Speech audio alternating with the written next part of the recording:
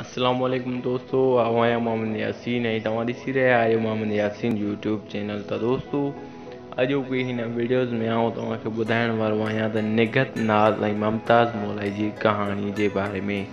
पर दोस्तों असांजो हिकिड़ो रिक्वेस्ट आहे, जेकॾहिं हिन वक़्त ताईं तव्हां असांजे चैनल खे सब्सक्राइब न कयो हुजे त सब्सक्राइब करे घंटीअ जे बटन ते लाज़मी क्लिक कजो। त दोस्तों हलूं था उन निगहत नाज़ जी कहाणी जी तरफ़। त दोस्तों वीडियो शुरू पिया कयूं ऐं तव्हांजो टाइम न पिया वेस्ट कयूं। दोस्तों वीडियो स्टार्ट। दोस्तों जीअं त निगहत नाज़ फस्ट में PTV ते ड्रामनि में कमु कयो ऐं उन खां बाद में खोड़ सारा ॿियनि चैनलनि ते बि ड्रामा पिणु कया। दोस्तों निगहत नाज़ उन खां बाद में फिल्मूं बि पिणु रिकॉर्डिंग करायूं। दोस्तों उन खां बाद में निगहत नाज़ सिंगिंग कंदी हुई, ॻाईंदी हुई ऐं हुनखे जेको आहे सो मुमताज़ मौलाई शाइरी ॾींदो हुयो ऐं उहा मुमताज़ मौलाई चांडिये जी शाइरी ॻाईंदी हुई। ऐं निगहत नाज़ इन खां अॻिते वधी निकिरी वई।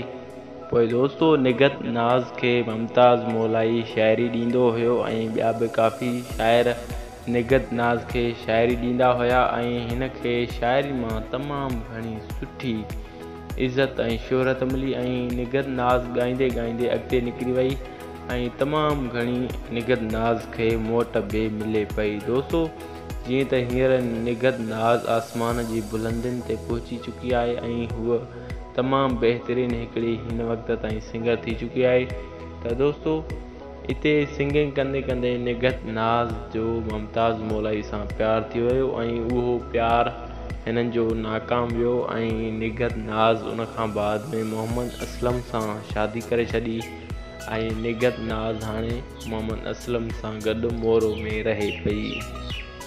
दोस्तों जीअं त हाणे निगहत नाज़ तव्हां ॾिसंदा हूंदो त 30 खां 40 एल्बम करे चुकी आहे SR प्रोडक्शन ते ऐं ॿियनि खोड़ सारनि प्रोडक्शन ते।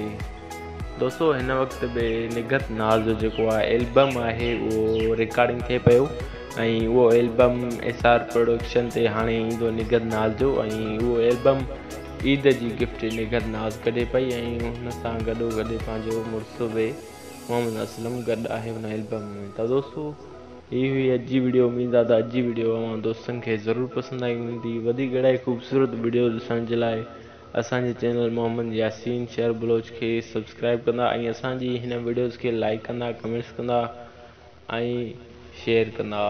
त दोस्तों ऐसी ताईं ॾींदा मोहम्मद यासीन खे इजाज़त। अल्लाह हाफ़िज़।